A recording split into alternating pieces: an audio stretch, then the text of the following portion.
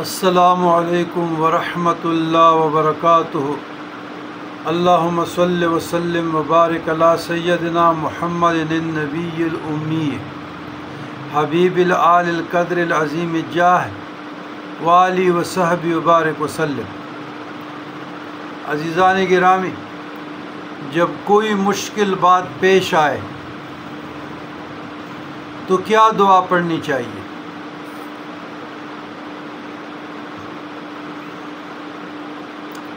انس بن مالک رضی اللہ عنہ قال کان رسول اللہ صلی اللہ علیہ وسلم اذا حزبہ امر قال یا حی یا قیوم برحمتک استغیث۔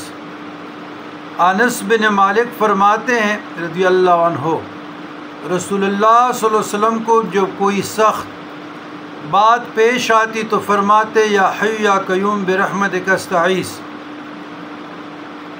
فائدہ کسی سخت بات اور پریشانی کے پیش آنے کے بعد اللہ سبحانہ و تعالیٰ کی طرف متوجہ ہونا ہی اس مشکل کا حل اور عبدیت کی نشانی ہے۔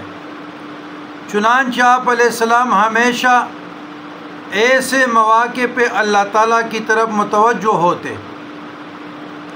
ایک روایت میں ہے کہ آپ علیہ السلام ایسے موقع پہ سجدہ میں بار بار یا حی یا قیوم کہا کرتے تھے۔ الحاکم النسائی عن علی رضی اللہ عنہ مزار حق، یہ ریفرنس ہے۔ اب تعلیمات نبویہ میں تو کول سب کچھ بتایا گیا ہے۔ اس کا تھوڑی سی اسماء الحسنہ میں تشریح کرتے ہیں۔ الحی، ہمیشہ ہمیشہ زندہ رہنے والا اللہ کی ذات ہے۔ جو شخص روزانہ 3000 مرتبہ الحی کا ورد رکھے گا یا حی کا، وہ انشاءاللہ کبھی بیمار نہ ہوگا۔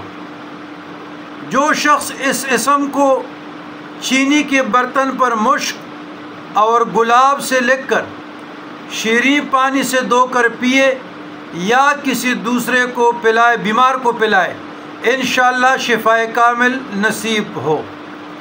القیوم سب کو قائم رکھنے اور سنبھالنے والا۔ جو شخص بکثرت اس القیوم کا ورد رکھے انشاءاللہ لوگوں میں اس کی عزت اور ساکھ زیادہ ہو، اور تنہائی میں بیٹھ کر ورد کرے تو انشاءاللہ خوشحال ہو جائے۔ جو شخص صبح کی نماز کے بعد سے سورج نکلنے تک یا حی یا قیوم کا ورد کیا کرے انشاءاللہ اس کی سستی اور کاہلی دور ہو جائے۔ تو تمام مسائل کے لیے آپ لوگوں کو بتا دیا جاتا ہے، اور آپ لوگوں کی تعلیم و تربیت بھی۔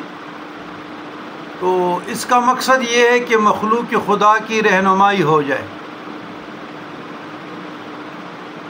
تو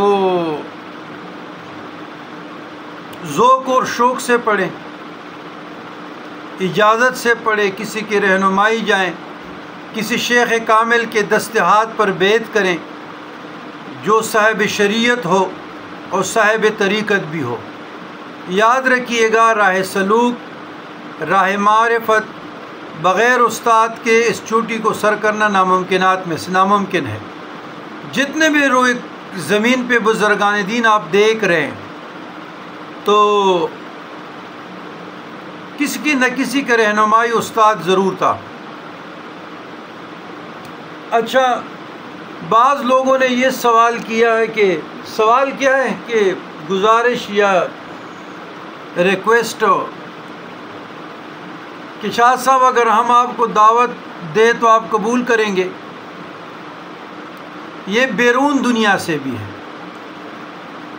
آؤٹ آف کنٹری سے بھی۔ دیکھیے، بات یہ ہے کہ ایک مسلمان کا دوسرے مسلمان کا دعوت قبول کرنا ان کے حقوق میں سے ہے۔ تو اللہ نے چاہا اور اللہ تبارک و تعالیٰ نے ہمارا دانہ پانی کہیں لکھا ہوگا تو دعوت اصلاح نفس و اصلاح معاشرہ کے لیے، مخلوق خدا کی بے لوث خدمت کے لیے ہم نے تو ازل سے قبول کیا اور ابھی تک قبول کیے جا رہے ہیں۔ لیکن میں بتاتا چلوں کہ اپنے مجاہدہ اور ریاضت کی وجہ سے جس طرح ہمارے پاکستان میں محافل ہوتے ہیں، عرسوں کے محافل ہوتے ہیں، یا میلاد النبی صلی اللہ علیہ وسلم کے، یا 11ویں شریف کے، یا ختم قرآن وغیرہ، تو اس میں نہیں جاتا۔ بقائے میلاد النبی صلی اللہ علیہ وسلم کا مہینہ آ رہا ہے، تو جو بھی ہمارے بس میں ہوتا ہے حسب توفیق اپنے قوت اور طاقت سے میلاد النبی صلی اللہ علیہ وسلم ہم مناتے ہیں۔ طریقہ مختلف ہو سکتا ہے، تو انشاءاللہ میلاد النبی صلی اللہ علیہ وسلم پر بھی بات ہوگی اور اس دن کی خصوصیت پر بھی ہوگی۔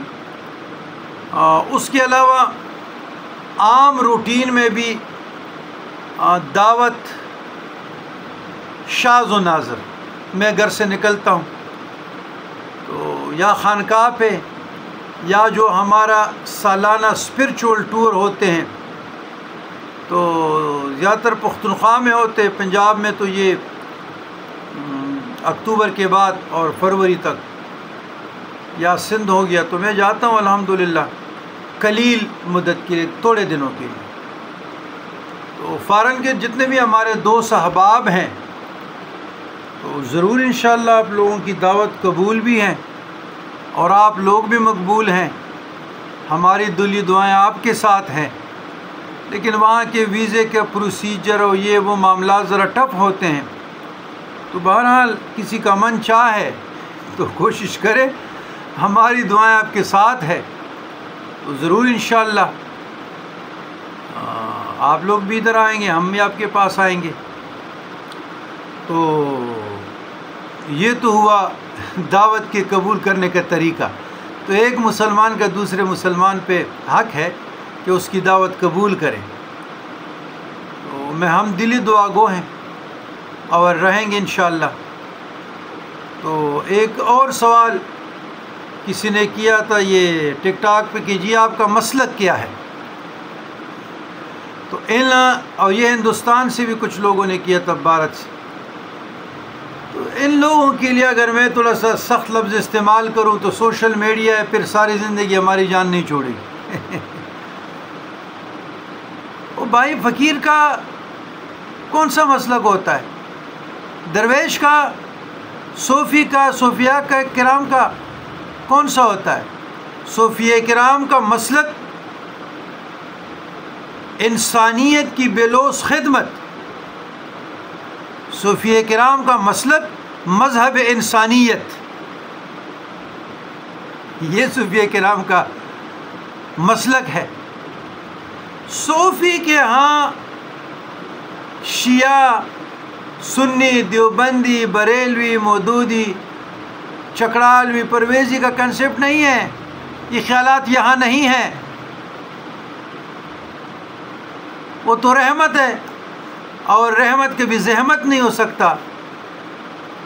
تو بار بار تو آپ لوگوں کو کہا ہے کہ ہم اہل سنت الجماعت ہے، سنی ہے، حنفی ہے، ماتریدی ہے، صوفی ہیں، سید ہے، اور کیا بتاؤں۔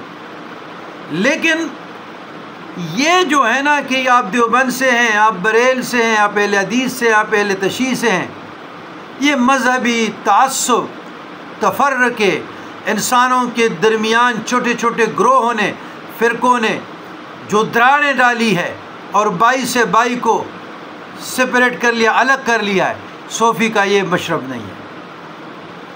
صوفی جوڑنے والا ہوتا ہے، توڑنے والا نہیں ہوتا۔ صوفیاء جوڑنے والے ہوتے ہیں، جوڑنے، اللہ کی طرف بلانے والے ہوتے ہیں۔ مصطفیٰ کریم صلی اللہ علیہ وسلم کی تعلیمات سے لوگوں کو تعلیمات نبویہ کے رنگ میں رنگین کرنے والے ہوتے ہیں۔ اللہ اور اللہ کے رسول کے فضل کے طالب ہوتے ہیں۔ یہی صوفیہ کا دین ہے، یہی صوفیہ کا مشرب ہے، یہی صوفیہ کا مذہب ہے۔ تو ان باتوں کا صوفیہ کرام کے حاصل کوئی نہیں ہے۔ بسم اللہ الرحمن الرحیم، اطیعوا اللہ و اطیعوا الرسول واولی الامر منکم، بس یہ 3 چیزیں ہیں: اللہ کی عبادت، اطاعت مصطفیٰ، اور مخلوق خدا کی بے لوث خدمت۔ یہ صوفیہ کرام کی تعلیمات میں سے ہے۔ قرآن پڑھو، سمجھو ایک اللہ کی عبادت کرو۔ اطیعوا الرسول، قرآن سمجھو پڑھو، صاحب قرآن صلی اللہ علیہ وسلم کی تعلیمات پر عمل پیرا ہونے سے بندہ برگزیدہ مثالی شخصیت بنتا ہے۔ وَأُولِي الْأَمْرِ مِنْكُمْ، مجتہدین زمانہ، محدثین زمانہ، فقہائے زمانہ، علماء زمانہ، مشائخ زمانہ، مفتیان دین متین کریم زمانہ، تو اس سے مستفید ہونے کا نام تقلید ہے۔ تو ہم ان لوگوں کے مقلدین ہیں، ہم ان لوگوں کے مقلدین ہیں، یہ ہمارے رہبر ہیں، ہم ان کی رہنمائی میں چل رہے ہیں۔ یہ صوفیہ کرام کا مشرب ہے۔ والسلام علی من اتبع الہدی۔